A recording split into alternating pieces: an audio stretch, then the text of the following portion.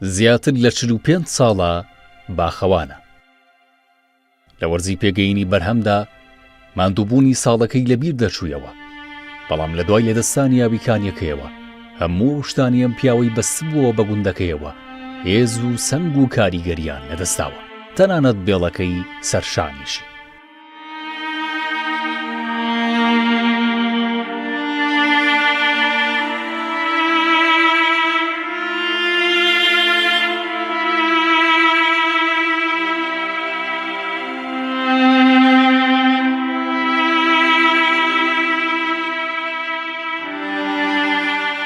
ئەم کانیە خۆی ئەمە بەناوبانگە بە کانی وڵینە. کانی وڵینە سەرچاوی ئاوی مێشلەیە. جا ئەم کانیە ئاوێکی زۆری بوو جاران لێرەوە ئەڕۆژ بۆ سەر ئەو حەوزە، هەرچی مەڕووماڵاتی ئەم دێ هەیە هەمووی ئەهال لەسەر ئەم کانی ئاوی خوارد. بەڵام بەداخەوە ئەمە 2 دانە ساڵە ئەم کانیە ئاوی بەخۆیەوە نەبینیوە. بشکە ساڵی زۆری بهێناوە و لە 150 زیاتریش بڵێم لە 170 باخەکە وشک بوو هەمووی. ئەم کانیە ئەو حەوزەی کە پڕە کرد لە ئاو بە 6 سەعات ئیجا حەوزەکە بەتاڵە بوو. ئەم باخە خۆی نزیکەی 20 دۆنمە، هەمووی ئاوی ئەخوارد لەو حەوزە. بە 6 سەعات زیاتر ئیجا حەوزە بەتاڵە بوو. تەرچاوی ئەم باخە بوو کە کانێکە وشک بووە باخەکەش وشکە بێ، چونکە 2 دانە ساڵە ئاوی بەخۆیە نەبینەوە. ئەم خاتوونە لە هەڵەبجە دەژی و ڕێکخراوێکی هەیە بۆ پاراستنی ژینگە. بەپێی نوێترین ڕووپێوی کە بۆکانی و کارێزەکانی ناوچەی هەورامان ئەنجامیان داوە، دەرکەوتووە وشکە ساڵی بە شێوەیەکی کەموێنە دەستی لەسەر چاوە ئاویەکانی ئەو ناوچەیە وەشاندووە. گوند بە گوند و ناوچە بە ناوچە سەردانی ئەو کانیاوانەمان کرد کە لە ناوچەی هەورامانە هەبوو. بەداخەوە لە کۆی 265 کانی لە ناوچەی هەورامانە 166 کانیان بە تەواوەتی وشک بوون و ئەو کانیاوانەشی کە مابوون بەداخەوە ئەو بڕەکەمی کانیاوانیان کە مابوون بڕێکی زۆر زۆر ئاویان کەمی کردبووە لە لێواری وشک بوو نابوون بەڕاستی.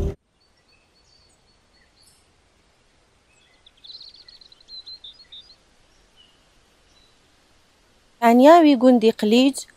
یەکێکە لە کانیاوەکانی نزیک بە پارێزگای هەڵەبجە. ئەم کانیاوە لە زمانێکە شوێنی گەشت و سەیرانی هاوڵاتیان بۆ خەڵکی لێرە دائەنیشتن و کۆئەبوونەوە بۆ بەسەربردننی کاتە خۆشەکانیان. بەڵام لە ئێستاە بۆ ماوەی چەند ساڵێکە ئەم کانیاوە وشکی کردووە و ئێستا هیچ ئاوێکی پێوە نایە. داهاتی خەڵکی هەورامان لەسەر بەروبوومی باخەکانیان و یان ئەگەر بێت و باخەکانیان وشک بن ئەوان هیچ داهاتێکیان نامێنێت. بۆیە کە ئێمە قسەمان لەگەڵەکردن بەڕاستی ئەوان هەم لە ڕووی دەرونیەوە هەم لە ڕووی معنەویەوە ئەوان پێیانەوە دیار بوو کە زۆر زۆر بێزار و خەفەتبار بوون بەوەی کە هیچ چاریان نەبوو. یعنی بەڕاستی ئەیانوت ئێمە لە گیرفانی خۆمان بە پارە بە تەنکەر بە هەر شتێک بێت ئێمە بتوانین هاوکارمان بن بتوانین ئەو باخانەمان لە وشک بوون ڕزگارکەین ئێمە درێخی ناکەین. بەڵام ینی شوێنی وای هەیە ئەو نەسەختە ینی هیچ چارێکی نییە کە تۆ ناتوانانی ئاوی پێ بگەینی بەڕاستی. هەرچەنە ئاستی باران ئەمساڵ ئەوەندە کەم نەبوو کە لی بەترسین یعنی خەمان هەبێ، بەڵام لەبەرەوەی مێژوەکەی پارمان ئەوەندە خراپ بوو نەبووە هۆی قەرەبووکردنەوەی ئەو، چونکە ئەبوو ئەمساڵ ینی قەرەبووی ساڵی ڕابردووشمان کردایەتەوە بۆ خەزانی ئاوەکانی بەتایبەتی ژێرزەوی واروە ئەو کانی و کارێز و سەرچاوانی کە هەن بژانەوەی باشتر بەخۆ ببینن. مانگی 7 و 8 بەتایبەتی لە مانگی 8 و 9 بە دەرەجەیەک ئەتوانین پێوەردانین بزانین ئەم ساڵ چۆنە و پار چۆن بووە. لە پارێزگای هەڵەبجە 923 کانی و کارێز و جۆگە هەن، 810 کانی، 103 کارێز، نزیکەی 200 کانی وشک بوون. 103 کانی و کارێز 150 یاوەکانیان کەمی کردووە. 124 سەرچاوە ئاویەکان وشک بوون. کشت و کاڵ ئەگەر ساڵێکیش کەم بێت باوڵین کەم ئاویەک ببێت زەرەری هەیە، بەڵام وەکو درەخت نییە. درەخت 10 ساڵ 15 ساڵ 20 ساڵ چاوەڕی ئەوەی کە گەورە ببێ لە ماوەی 1 ساڵە بێتە هۆی وشکبوونی یا لە ناوچوونی ئەمە زەرێکی گەورەیە بەڕاستی. جاران گلەیەمانە کردمان باخەکانمان بەروبمینیە یا ڕزەدێمەکانمان بەرناگرێت ئێستا ڕزەدێمەکانمان بەهۆی کولە و بەهۆی بەرازەوە ئەوەمان لەدەست داوە چەند ساڵێکە زیاتر لە 12 دۆنم 13 دۆنم بەس شخصی خۆم ڕزەدێمە هەیە 10 دانە ساڵی جەبێ بۆڵکێ ترێم لێ نەخواردووە ئەوە گوێزەکانی شایبینی ئەوە گوێزەکان شاوە پێکەوێ ئەوانی لە ساڵ هەفتای لەدەست داوە ئەو دووش بووە من تەمەنم بۆ 66 ساڵ 66 ساڵ ئەڕوا هەتاکوێسە لە ژیانمان نەمبینیەوە وەکو ئەم 2 ساڵە لە هەورامانە چونکە هەورامان خاصن ئەم گوندیەمە بەڵخە زیاتر لە هەفتاکانی ئامان وشک بوو زیاتر لە هەفتاکانی ئامان وشک بووە بە تەواوی 2 ساڵیشە ئاوی بەخۆیان نەبینیوە کانی بۆ نونە سازانمان هەیە کانی با بڵێن قلیجمان هەیە ئەمانە هێشتا نەبوژانەوە لە 100 کەمیان کردو و سفرە ئاوەکانیان هەندێکانیش نسبەتێک زیادی کردووە بەپێ ئەو دادانەی پارە وشکە ساڵێکی تقریبان کەم ئاوی وشکە ساڵێکی زۆر بوو خەڵجوتیاران زۆر کەوتنە عەزیەت و ماندوو بوونەوە ڕێژەیەکی بەرهەمەکانیان خەسار بوو. یەکێک لە گوندەکانی ناوچەی گەرمیان ئەو گوندەی لە دوای وشکبوونی کارێزەکەی ئاوەدانیەکەشی لێدەستا. گوندی سەعداوەی ناوچەی شاکری گەرمیان ئەم گوندە لە ساڵانی 63 بۆ جاری دووهەم ئاوەدان کرا لەلایەن مەرحومی شێخ ئەحمەدی شاکەلۆ. لێرەدا ئەم کارێزەمان بوو کارێزێکمان بوو ئاوی تیا بۆ ئاوێکی جوان و پاک سوودمان لێ وەرەگرت هەموو ساڵان لەو ئاوەکەمان نەگەیانە ئەو زەویە تەختەی پڕپیت و بەرەکەتە لێوا کشت و کاڵمان لێ کرد. ئەمەی ئیستایی بینن شوێنەواری کارێزەکەیە کارێزێک تقریبان ئەمە نیمچە حەوزێکی گەورە بوو ئاوێکی ڕوون و جوان لە سەرچاوەکەوە دەرەچۆ دەشت و ئاوێکی پاک و شیرین و سازگار. ئەو بێبارانەی هەرێمی کوردستانی گرتووەتەوە کاریگەریە مەترسیدارەکانی لەسەر ناوچەی گەرمیان دەرکەوتون. ئەوە شوا لە بەشێک لە گونشینان دەکات بەهۆی لە دەستچوونی سەرچاوە ئاویەکانیانەوە بیر لە کۆچکردن بکەنەوە. لە 2000ەکانە ئەتر پاشەوەی پاشڕاپەڕین هاتمە دیاری ئاوی تیا بوو زۆر بە زەحمەتێکی زۆر خۆم زۆر هیلا کرد لەگەڵی بۆی بتوانم بە هەر ڕەنگێ بێ توانیمان دەری دێنی دووبارە و ئاوەکەیشم تا حەدێک گەیانەوێ بەڵام ئەتر وشکی کرد چارە نەما چاری نەهاتم هەر ئەوینە ئەگەر بێت و کانیەکە بمایە کارێزەکە بمایە حتمما هەر لێرە نیشتەجێ بین لەبەرەوە کارێزەکە نەما دوور کەوتینەتەوە. پێشتر کە دەستی حکوومەتی عێراق نەگەشت بۆ گوندەکانی ئێمە هەر گوندێک کە دروست بوو لەسەر ئەساسی کانیەک دروست بوو بەسترا بوویەوە بە کانیەک بەواتایەکی تر لە پێش هەر کانیەکەوە گوندێک هەبوو لە پێش هەر کانیەکەەوە کۆمەڵێک جوتیاری کورد هەبوون کە ژیانیان لەسەری دابی نەکرد بەڵام بەداخەوە کە ئەو دەستە هات گوندەکانی وێران کرد کانیەکانی وێران کرد ئەوانە وای کرد کە نەمەتی دابەشبوونی ژیانی ئێمە بگۆڕێەوە زۆربەی خەڵک هات لە شارەکان نیشتەجێ بوون. لە ناوچەی گەرمیان 79 کانی و کارێز هەن 57 کانی 22 کارێز 47 کانی و کارێز وشک بوون 160 یابی کانی و کارێزەکان کەم بۆتەوە. ئەو یادگارە جوانەیە ئیسەوای لێکردوین دەستبەرداری ئەی وڵاتە ناوی شەڕەکەین لە تەک سروشتا بەڕاستی شەڕ ئەمە لە تەک سروشتا ئێمەیکەین چونکو بەخێوکردنی دارێک لە وڵاتەیە گرانە ئەرکێکی زۆر زۆر گرانە هاوین بەو گڕۆ گەرماوەرەت و ئاوی بۆ پەیاکە و هیلاک بۆ ماندوو بە هەندێک جار بەزەیم بە ڕووەکەکانە تێ بگوڵە جوانەکانە تێ بە گەرماکەوە بێتاقەت بوونە. پارێزگای سلێمانی شاری کارێزە دەسوپێتە زێنەکانی دوێنێ و چەم و جۆبارە کز و وشکەکانی ئەمڕۆ ئەوە بەرەو بیرەکە ئەڕۆی ئەمە بەرەو خانەکانە ڕۆی دەتوانێت گەڕانەوە نیە ئەڕۆین بۆ بیرەکە لە بیرەکە گەڕێنەوە تەواو ناکەیتە بیرەکە کەمیەوە نەبێت دڵە دڵنەی دیمەن یەکێک لەو کارێزانەی کە هێشتا نەبوو بوو بەژێر پرۆژەکانەوە. تەنیا لە ناو شاری سلێمانی 54 کارێز هەبوون بەڵام بینا و باڵەخانە و پرۆژەکان زیاتر لە 45 کارێزیان ون کرد یان چیمەنتۆ ڕێژ کراون یان کوێر کراونەتەوە. بەڕێوەبەری ئاودەری سلێمانی بە وەکالەتە و کارێزانە بەلەدەستچوو ناو دەبات. زۆربەی پرۆژە گەورەکانی ناوشاری سلێمانی کاریگەری تەواویان لەسەر ونبوونی کارێزەکان هەبوو. تەسەوڕ کە 54 کارێزمان لە ناو شاری سلێمانی هەبوو کە زۆربەی ئاوێکی بێشماری هەیە کە تا ئێستاش چەندانەیەکیان بەردەوام هەر ئاوی هەیە. بەهۆی بوونی پرۆژەکان کە لەسەری دروستکراوە ون بوون یا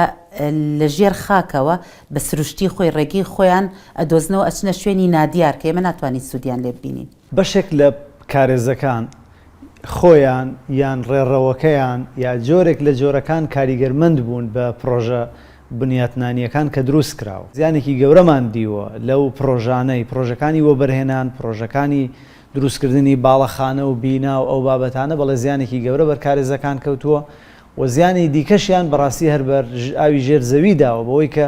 بەڕاستی ئەوانەی وەبەرهێنانەکەن پارەیەکی زۆر لە پرۆژەکەیانە خەرجەکەن بەڵام کەمترین پارە لە دابینکردنی ئەو بۆ پرۆژەکەیان خەرجەکەن چونکە ئەوانە هەمووی پشتدەستورن بۆی ئەتوانن بیرێک لێ بدەن هەرزانترین و ئاسانترین ڕێگەیە. سەیرانگای سەرشنار لە پارێزگای سلێمانی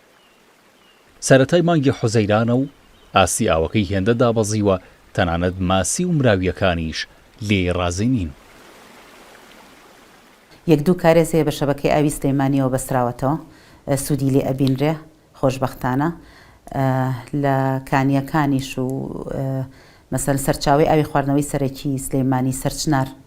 ئەوە سوودی لێ بینراوە. قۆرەخکردنی کارێزەکان کە کردویانە بە هی شخصی تۆ کارێزێکە هەیە بەکاری هێنێ ڕێگە نایە کەسی تر سوودی لێ بینێ بە هەدەریە ئاوەکەی.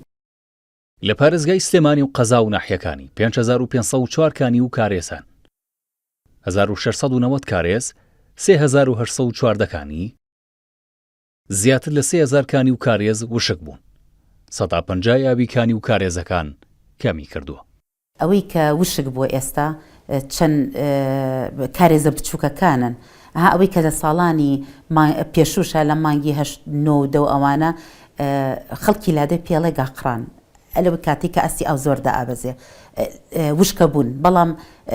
جارێکی تر ئەژیانەوە لە بەهارە بەڵام کارێزی زۆر گەورەشمان هەیە خۆشبەختانە تا ئێستا بەردەوامن و کێشەشیان نییە. ئەوەی کە کێشەی گەورەمان بۆ دروستەکە منتیقەی گەرمیانە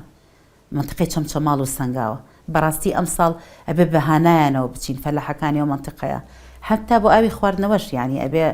تاو ئاگامان لێیان بێت. پارێزگای دهۆک شاری کانیە سازگارەکان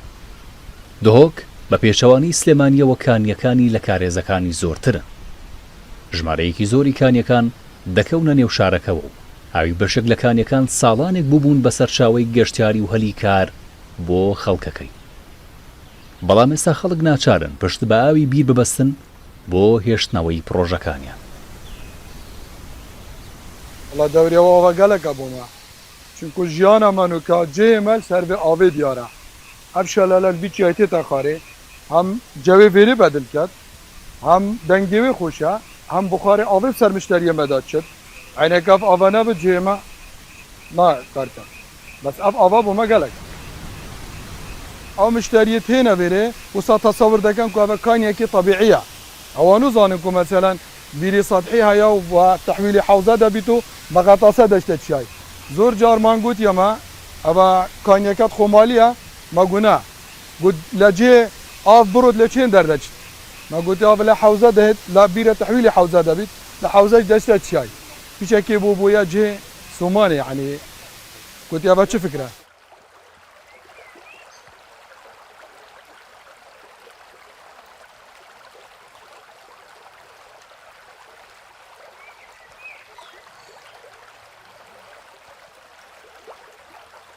صحكي اتواقعي داري بارن بس سرچاوي وكانيكه اكو ريباري چمانكه يعني ابخو كانيكه شيران كه قال شيران كه تقول بوي انه كه بارگاه كه سركي گشتياري پارزگاه دو كه حتى خلق پارزگاه هندو يت عراق جيتن سردان وي جهت كان مصدر وي كانيه و يبو جهه كه گشتياري گلك مفرح باش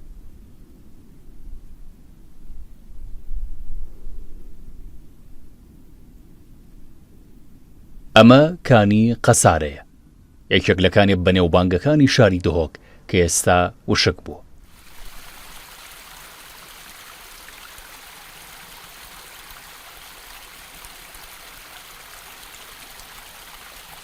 الفيديو كانيكا ماي كانيكا قديمة جلك وقت خو قندي حميا شول الفي كانيت كر وحتى في قافي جو كانيا ماي بلي آواي يا كيم بي بشيكي وكي جاران نمايا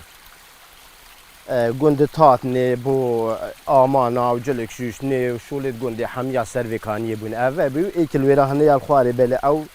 يك جار نمايا بس أفا يا ماي يا كيم بي يعني جلا قديمة في كانيا قندي وقت خو حميا قندي جوار كل سر كانية وأوادي بيو أواديش نمايا بس أفا حتى في قافي يا ماي آواي صال بو صال البين كيم ترددن البروان كان صالة تشكي صالية بس في قافي باش الحمد لله يعني محتاجة عندك أبيت قاتية والله بواسطة عند خزرواتي بخليت شين أف فلاحة عند يدارو باري مزخيت بخافتي نسر يعني عند شو البيت قاتية باش السنتر قضا دهو که جمارا کن یا 762 المجموعة وصاد نوت دو شيء بينه أبد كبيت السنتر قضا دو که يعني جريداي ناحية دوبه وكو رسمي ام ناهلين کس دستکاریت چه کانیا دا بکته چون هر دستکاریت کانی کدابه تکن اتجاهات تا گوهرین گره جار او کانی برزد بیتن ل تجاوز جهنه بس نبيو حدك ام بيجين گلکه يعني ما حتى حدا که سيطرال سر کانیا کری دیکو ام نهلین کس دستکاریت کانیا دا بکته نۆژەنکردنەوە بێگومان کاریگەری لەسەری دەبێت لەسەر کارێز چونکە کارێز پێویستی بە نۆژەنکردنەوە هەیە ئەو ڕێڕەوانە هەندێک جار دەگیرێن هەندێک جار ڕێڕەوەکە ئینحرافتیایە ڕووەدا هەندێک جار داتەپین ڕووەدا بێگومان ئەوە دەبێت نۆژەن بکرێتەوە چون کاریگەری لەسەر ڕۆشتنی ئاوەکە فلۆی ئاوەکە هەیە بەڵام بابەتی کانیەکان بابەتی ڕێڕەوە ئاویەکان دەستکاریکردنی ئەم بابەتە بابەتێکی زۆر مەترسیدارە یعنی چۆن دەستکاری بکەی زیانی لێدەی لە پارێزگای دۆک و ئیدارەی سەربەخۆی زاخۆ 3053 کانی و کارێزان 3048 کانی 5 کارێز 763 کانی وشک بوون 2290 کانی و کارێز ئاویان تێداماوە 145 کانیەکان ڕێژەی ئاوەکانیان کەم بۆتەوە الپیش 2019 حتی سنتر قضا دو که گشت بو 1210 ملی ماجی لپار گشت 300 ملی ما اف ساله هشتا وکو دهوگ نگشت 300 ملی ماجی بس اگر تو بحثینا چا آمیدیه و آکره بکی یعنی حتی حد کش پار سال باشتره یعنی هم ناشیم بجین وکو 2018 و 19 بس رجاوی باشترش سنتر دهوکی و شیخان پارێزگای هەولێر شەپۆ لە توندەکەی وشکە ساڵی لە دوای ناوچەی گەرمیان زۆرتر ئەم پارێزگایی تینوو کردووە بە جۆرێک کە زۆربەی سەرچاوە ئاویەکانی هەڕەشەیان لەسرە ئەو وشکە ساڵیە بە گوێرەی توێژینەوەکان بە وشکترین سەردەمی 1000 ساڵی ڕابردوودا دەنرێ بێگومان ئەو وشکە ساڵیە زیانێکی گەورەی لە سێکتەری ئاودا و لە ناویشیدا ئاوی کانی و کارێزەکان بۆیە لە دوای ئەو وشکە ساڵیەوە بەشێکی زۆری کانیەکان وشک بوون کوێر بوونەوە بەڵام کارێزەکان تەنها وشکە ساڵی کاریگەری نەبوو لە سەریان بەڵکو فاکتەری دیکەش ئەوەی کە پەیوەندی بە فاکتەری مرۆڤکردە ئەوانش ڕۆڵێکی گەورەیان هەبوو لە کوێربوونەوەیان لە پارێزگای هەولێر ئامارێکی دروستی کانی و کارێزەکان لەبەردەست نین بەڵام 147 کانی و کارێزی گرنگ لەم پارێزگایە هەن 60 کانی 77 کارێز 77 کانی و کارێز وشک بوون 160 یاوی کانی و کارێزەکان کەم بووەتەوە ئەو کانی کە دێتە دەرەوە لە خەزانێکی ئاوی ژێر زەویەوە دێتە دەرێ ئەگە تۆ بیرێکی ترت لێدا لە تەنیشتیەوە چ لێ دەکەی هەر لەو خەزانە ئاو دەردێنی و تۆ بە زۆری ترۆمپا ئاوەکە دەردێنی ئاوێکی زۆرتریش دەردێنی بۆیە ئەوەکە ئاوەکەی کانیەکە کەمکە یا هەندێک جار وشک بکە لەبەرەوە ئێمە لە ڕێنمایی بیر بەڕاستی لە ڕێنمایی نوێش کە دەرەچێت زۆر جەخت دەکەینەوە سەر ئەوەی کە حرەمێک بۆ کانیەکان دانێن و حرەمێک بۆ کارێزەکان دابنین کە لە مەسافەی 500 تا 600 مترێک هەوڵ بدرێ بیر لێ نەدرێ. بە پێیاماری بەڕێوەبەرایەتی گشتی سەرچاوەکانی ئاو لە هەرێمی کوردستان 3365 کانی گرنگ لە هەرێمی کوردستان هەن، 993 کانی وشک بوون، 2372 کانی ئاویان تێدا ماوە، 1333 کارێز لە هەرێمی کوردستان هەن، 1105 کارێز وشک بوون، 228 کارێز ئاویان تێدا ماوە. ئەم دۆخە لە داهاتووە کاریگەریەکەی خراپترە بێ لەبەرچی لەبەرەوەی بە کاریگەری گۆڕانی ئاوهەوا ناوچەی ڕۆژهەڵاتی ناوەڕاست و لە ناویشیدا هەرێمی کوردستان بەرە وشکتربوون و گەرمتربوون دەچێت. ئەو سەرچاوە ئاویانەی کە هەمانە بەشێکیان وشک دەبن، ئەمە ڕاستیەکە بێ هەموو لایەک بیزانێ، ئامادەش بین بووی. لەگە وشکبوونی سەرچاوی ئاو بەمانای چ دێ؟ بەمانای ئەوەی خەڵک دەبێ بەدیل بدۆزێتەوە. ئەو بەدیلە یا دەبێ کۆچکە یا دەبێ خۆی بگونجێنێ لەگەڵ ئەو بابەتە. لە هەرێمی کوردستان لە پشتەرکانیەکەوە گوندێکە بوو، بەڵام مشکە ساڵی و بێبارانی کارێکیان کرد ئێستا دەبێت بگوترێت لە پشتەرکانیەکەوە گوندێکی دڵتەنگ و ناومێت هەیە کە بیر لە کۆچکردن دەکاتەوە، چونکە بە تێپەڕینی ساڵان ئاویکانیەکان ئاوەدانی گوندەکانیش لەگەڵ خۆیان دەبن.